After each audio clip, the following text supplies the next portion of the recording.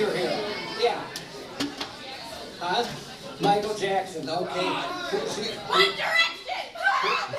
One Direction! One Direction. Let's see. Jacksepticeye. Who? Jacksepticeye. Okay. One more. Back there. Okay. All right, great. Way back there, okay. All right. Okay. I think everybody has heroes. And I had a very special hero.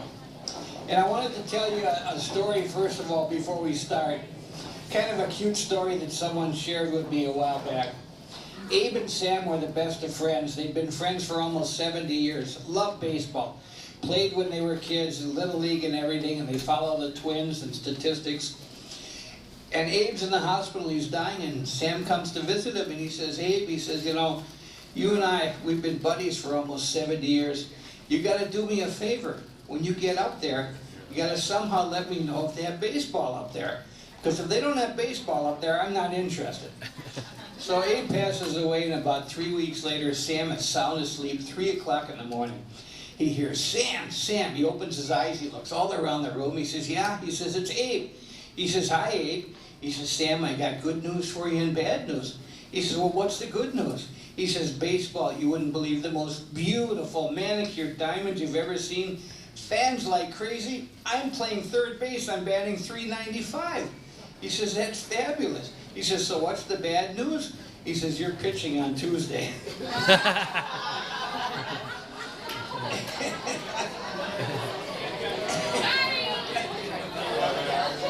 You know, every time I share my amazing story, I remember what someone said to me a long time ago.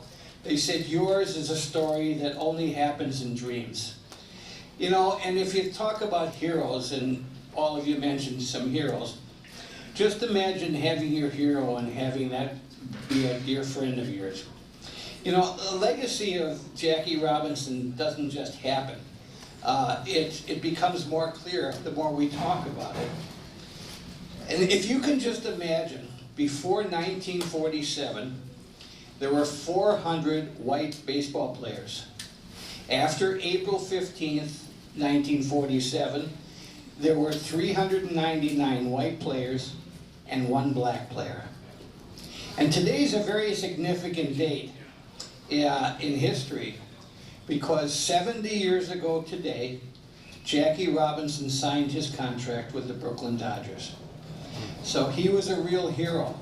He never drank, he never smoked, he never took drugs, and he never refused to sign a kid's autograph.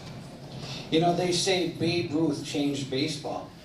Jackie Robinson changed America, and he did it alone. You know, I'd like to share some of these stories with you, and then I'll see if you have some questions. I'll be happy to answer them. And then I'm going to show you a video. So as we talk about heroes, I think everyone has heroes that we talked about. And a hero can be a rock star, a movie star, a sports figure, a parent, a teacher, a priest, a minister, a rabbi. Everybody has heroes. These were some of my heroes. My dad and I worked with President Kennedy here. He was one of my heroes. So I had kind of, and that's my dad there on the right. He was certainly a hero. And of course, Jackie Robinson. He was my big hero. So I had 2 heroes. I had Jack and Jackie. You know, my dad used to tell me stories about Jackie Robinson, read books to me when I was a little boy. I grew up in Sheboygan, Wisconsin, which is near Milwaukee. And he said, how would you like to meet him someday? And I said, boy, would I love that.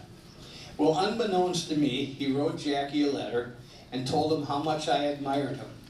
And he wrote back with an autographed picture. And he said, next time the club's in Milwaukee playing the Braves, he would love to meet me. At that time, the Atlanta Braves were the Milwaukee Braves.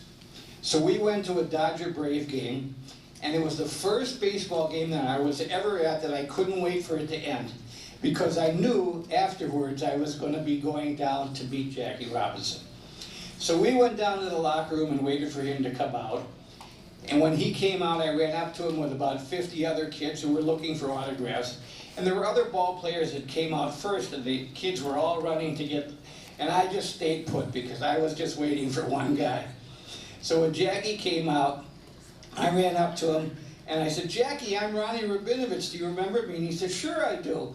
And my dad's standing over my shoulder. He says, "Sure, Jackie, with the thousands of letters you get, how would you remember?"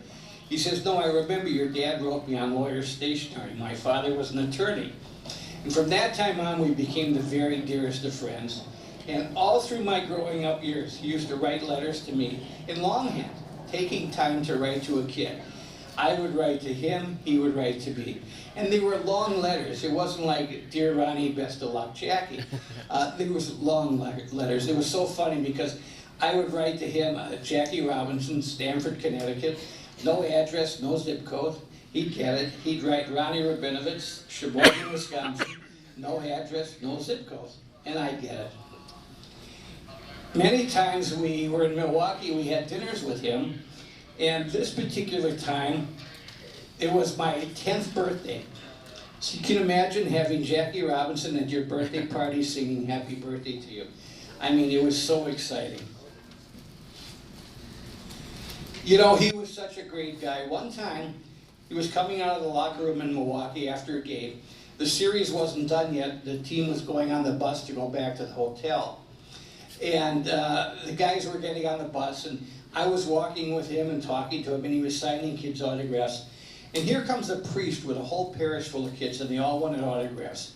So he's standing there signing all these autographs, and pretty soon the guys on the bus are getting impatient. "Come on, Jackie, you're holding us up." They actually opened the windows in the buses. "Come on, Jackie, you're holding us up."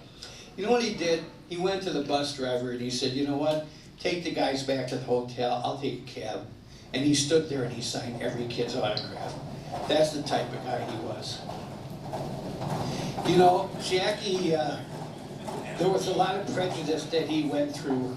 I don't know if any of you saw the movie 42, but he certainly went through a lot.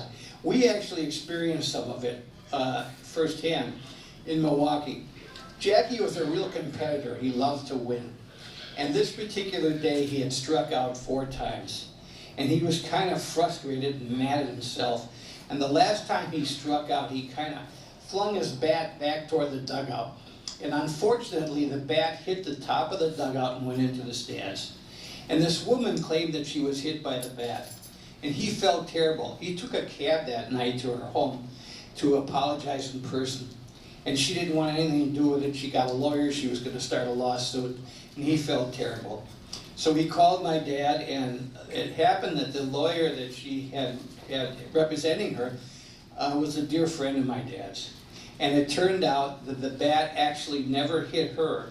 It hit the railing in front of her seat, but never touched her. But because she didn't like African Americans, she wanted to start trouble. So I just felt that was so terrible, you know, and of course everything was dropped then. But I thought, how could someone be so mean to him? You know, Jackie used to play second base or third base. This particular day he was playing left field. And a line drive went by him and whirled all the way to the fence. And he missed it. And we had dinner that night, and I said, "Jackie, that was a tough play." He says, "Tough heck." He says, "Ambrose would have had it." Sandy Ambrose was a rookie, young, fast left fielder. And he said, "Ronnie, I want to tell you a secret that no one else knows except my own family. I think next year will be the last year that I'll be in baseball." And the following year, he did retire, and I cried. I thought, oh my God, I'll never see him again. Why would he ever want to come back to Wisconsin? So I wrote him a letter, and I told him how sad I was. And he actually wrote me back, and he said that his own son, Jackie Jr., was sad, and he assured both of us that everything would be okay. And in fact it was, because he came back to Wisconsin many times. He was very active with an organization called the National Conference of Christians and Jews, and he used to come back for sports banquets and other functions. And every time he'd be coming back, he would let us know, and we would either spend the evening with him or the afternoon or the weekend, whatever it was. One particular time, he was coming in from Birmingham, Alabama. He had spoken in Birmingham, and was at the airport on his way back to Milwaukee. When he got back to the airport in Birmingham, there was a big sign in the waiting room that said whites only. And he sat down. And the police came and they were going to arrest him. And then they found out he was Jackie Robinson, they left him alone. But when he came off the plane in Milwaukee, he was very disturbed, and he said, Ronnie, if my name would have been Paul Jones or John Smith or anybody else, I'd have been in jail today because of the color of my skin. Those are things we have to change. In 1962, he was inducted into the Baseball Hall of Fame in Cooperstown, New York. He was the first African-American inducted.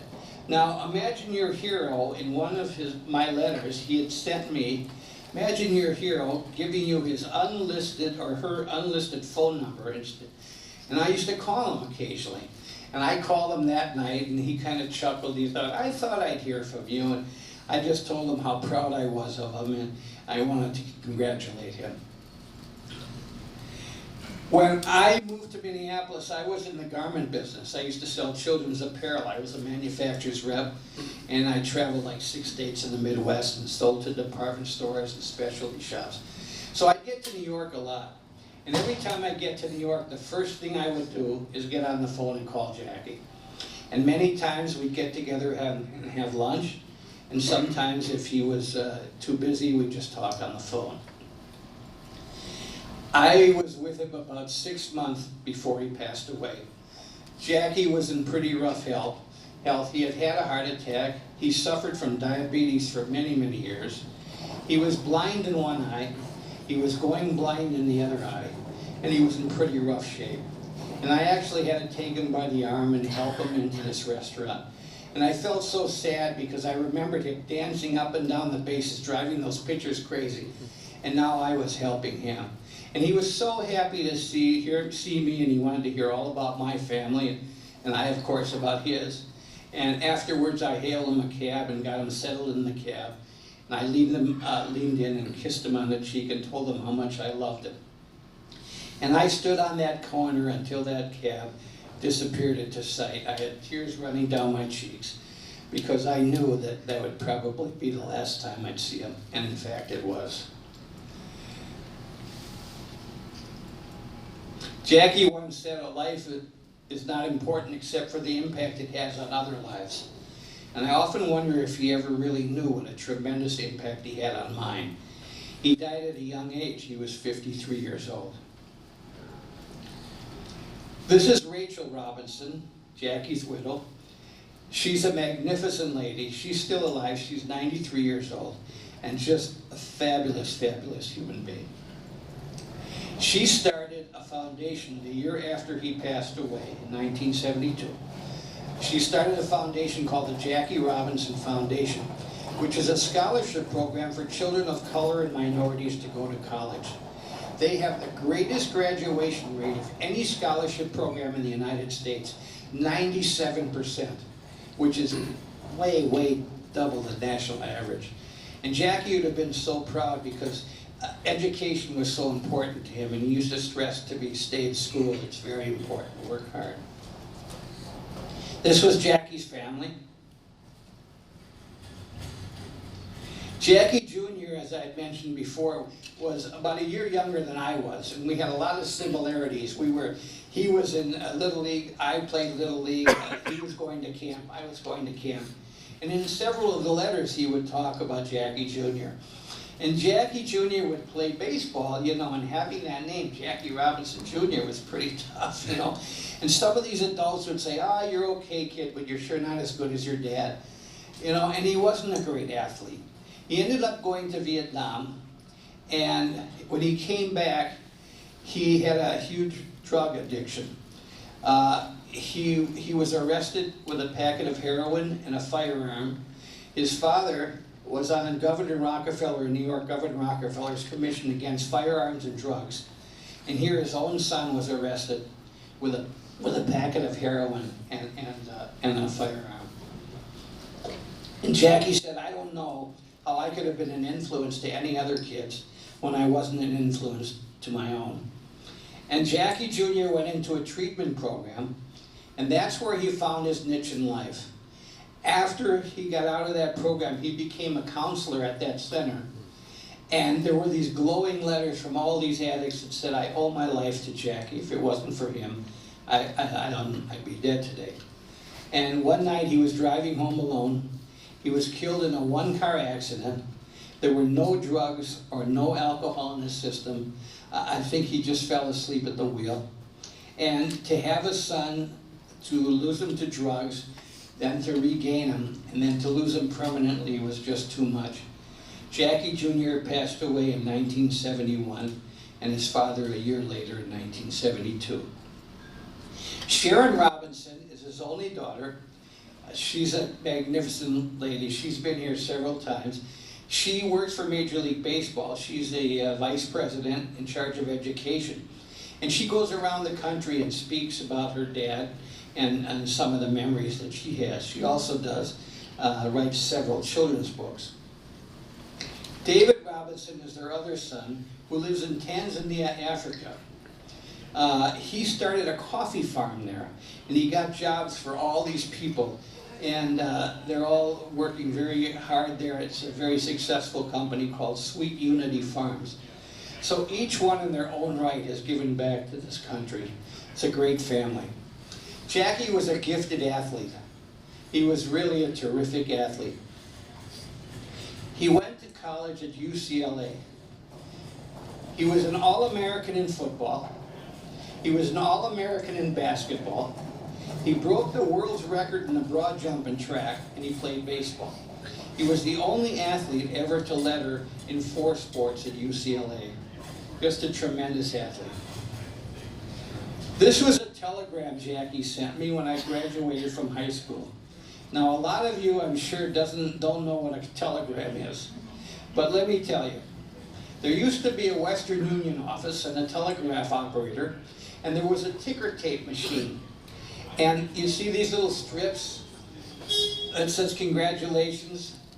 Those would come off of this ticker tape machine, and then the telegraph operator would take a blank piece of paper. It would say either congratulations or happy birthday or happy anniversary on it, and he would glue those onto that paper, and then they would deliver it personally to your home.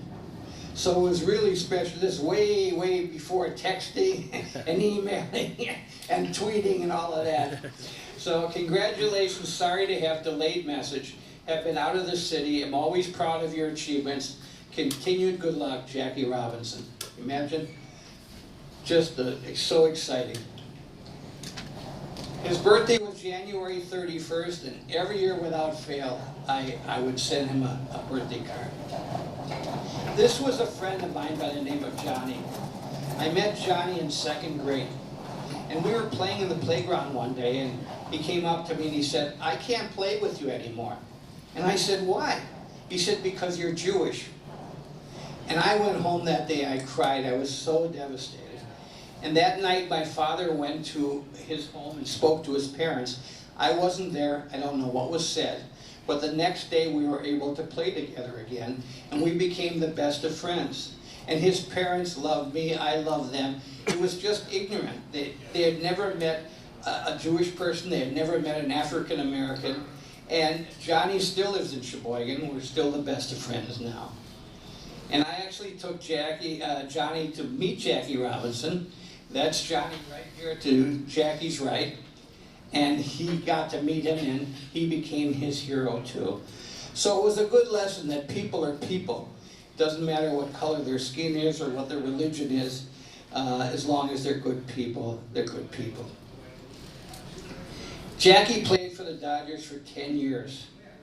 Now, he was a rookie at 28. Most rookies are 19 or 20. But because he couldn't get into Major League Baseball before this, he was a rookie at 28. So he played for 10 years. He stole home 19 times. Just imagine being on third base, the pitcher winds up, and he takes off for home plate. He stole home 19 times, including once in a World Series. Yogi Berra, who just passed away, said he was out. He wasn't out, he was safe. Why me? I often wonder why me. We were so different. I was white, he was black. I was Jewish, he was Christian. I was a kid, he was an adult. I was from a little town in the Midwest, he was from a big city out east. And yet there was this friendship and love that we both had for each other. I love sharing this story. I've done it for many, many years, almost 30 years now. And went all over this country. I've been to the Baseball Hall of Fame a couple of times in Cooperstown. They invited me to speak. And I've been to colleges and universities and corporations and companies. And I'll talk about Jackie anytime anybody wants to listen. It was just amazing. You know, he was such a great guy. And on January 20th, 2009, it was Inauguration Day. And I wrote an article that was in the paper that said, I wonder what Jackie Robinson would be thinking today. Because in 1972, which was the 25th anniversary of his breaking the color line in baseball, he was honored at the World Series in Cincinnati. And he said, thank you very much for this honor, but I won't be happy until I see a black man as a manager in baseball or an African-American general manager. And January 20th, 2009, we inaugurated our first African-American president. And whether you're a Republican or a Democrat, it doesn't matter. It matters that he broke the door for everybody, not only in the sports world, but in the business world and other things. As a matter of fact, when Barack Obama was campaigning for presidency, he was known as the Jackie Robinson of politics. So it's really something. So I'd like to see if you have any questions, and then I'm going to show you a video, okay? So anybody have any questions? Come on, there's got to be some. Yes. Jackie, you know what, I'm not exactly sure. Wasn't a huge home run hitter. He'd hit 19 or 20 home runs a year, but he'd get on base and he'd get a single and he'd steal second, he'd steal third. He drove those pitchers crazy. I mean, he was so great that way. Yes. I'm sorry? 1972. He died in 1972. Yes. I know that biopics can be controversial. What did you think about 42 in terms of accuracy and his legacy? It was quite accurate. The only thing I found that was very sad, there was a lot of abuse in there about Jackie. And actually that was just a very small, minute part of it, because they had to keep it tamed down to make it PG-13. So whatever you saw that was horrible, it was 100 times worse than that. He couldn't eat with his team. He couldn't sleep with his team. He'd have to go in a separate house in an African-American neighborhood. It was terrible. They used to throw black cats on the field. They used to spike them. In those days, the spikes in baseball shoes were a lot sharper than they are today. We, as kids, we used to file them to get a better grip when we were running. And he'd slide into second base, and he'd reach the second base bag, and the shortstop or the second baseman would stamp on his hand and say, "Take that, black boy." And there'd be blood squirting out of his hands, and he couldn't fight back. Because he made Branch Rickey, who owned the Dodgers, a promise. He would not fight back for 3 years. Because the bigots wanted him to fight back. Because then they would have said, see, he's nothing but trouble. Get him out of here. And so he could only fight back by hitting a home run, stealing a base, driving those pitchers crazy, and helping the Dodgers win. You know, it was amazing. I was in Los Angeles recently. I was interviewed by Larry King. And Larry was telling me a story that he had interviewed Martin Luther King. The first time he interviewed Martin Luther King, he introduced him as the founder of the Civil Rights Movement. And Martin Luther King stopped him and said, "Larry, that's not right. Jackie Robinson was the founder of the Civil Rights Movement, not me." Any other questions? Yes. Yes, honey. How long was he playing with the Dodgers? 10 years. 10 years. He retired, he was 37 years old when he retired. Yes. How do you feel America has progressed since Jackie Robinson, and what do you think we still need to do? It's a very good question. I think that we have progressed. I think there's still a lot more we need to do. I also feel sad because there's only like 7% of African Americans playing Major League Baseball today. It used to be 15, 18%. But I think there's more we need to do. There's more Latin players today, and again, he opened up doors for those people too. So we've come a long ways. However, I think we still have a long ways to go. Any other questions? Yes. How many years were you friends with Jack? Almost 20 years. I met him when I was 7 years old. I have a question for you. So, he had the agreement with Branch Rickey to Yes. play back and not show his frustrations. Did you get any insight into that? Any sort of, like on a personal level, did he ever let his guard down and say, God, you know, did he ever show his frustration with you? Yes, he did. I mean, he told me stories, and it was very tough. I mean, and he was very lonely. He couldn't, at the beginning of your team, they started a petition. They didn't want him to play with him. And Dixie Walker was their star center fielder at the time. And he said, my God, if I'm from the South, if I go home and I played with a N, he said, they'd kill me. And so they started this petition that they didn't want to play with him. And Branch Rickey called the entire team together, and he said, gentlemen, I'll be happy to trade you. If you would like a trade, I'll be happy to trade you, but Jackie Robinson is staying. And after a while, they saw the abuse he was getting from other teams. They saw how great of a player he was, and they rallied around him because he was actually there to help the Dodgers win just like him. And before he came into baseball, the Dodgers hadn't been very successful. So he started in 1947. They were in the World Series in 1947, 1949, 1952, 1953, 1955, and 1956, his last year. So of the 10 years that he was in baseball, Dodgers were in the World Series 6 times. Unfortunately, they didn't win too many. They only won in 1955.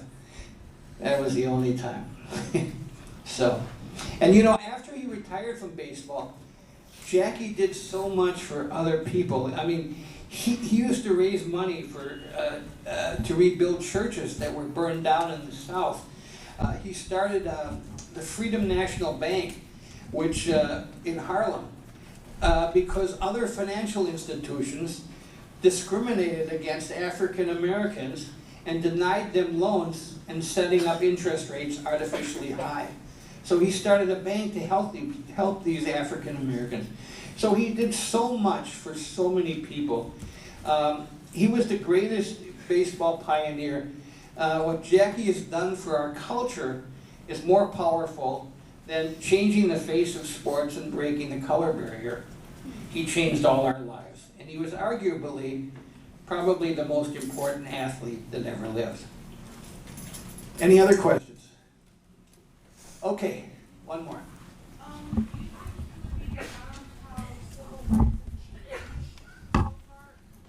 I think he would have been happy to see how far we've come, but I think he would have said we need to go further. Ironically, after he passed away in 1972, shortly thereafter, there became the first African-American manager, and he would have been thrilled about that. And ironically, his last name was Robinson also. It was Frank Robinson. So, one more question and then we'll do the video. Yes? Did you ever get to meet Jackie Robinson's parents? No, I never did. No. His father left the family when he was really young. He was like an infant. He never met his father. And his mother, just imagine his mother, had to take, they moved from Carroll, Georgia, and they moved to Pasadena, California. So he had to take his whole she had to take his whole family across the South. Imagine, in those days, how terrible it had to be to get to Pasadena. You know, it was crazy. And his brother, Mac, was actually a tremendous athlete too, his older brother. I don't know in history books if you ever heard about Jesse Owens in 1936 when he set the world record in the Olympics, got the gold medal in Germany in front of Hitler. So the USA got the gold and the silver. The silver was Mac Robinson, Jackie's brother. So it was pretty cool that the United States kind of stuck it right up his ear. So one more question, then we'll do the video. Any? Okay. The MLB Network did a documentary about Jackie and I. It was called Letters from Jackie. It came out a couple of years ago on their MLB Network. And what I'd like to do now is show you the video, and then if you have any other questions, I'll be happy to answer them, okay? So here's Letters from Jackie.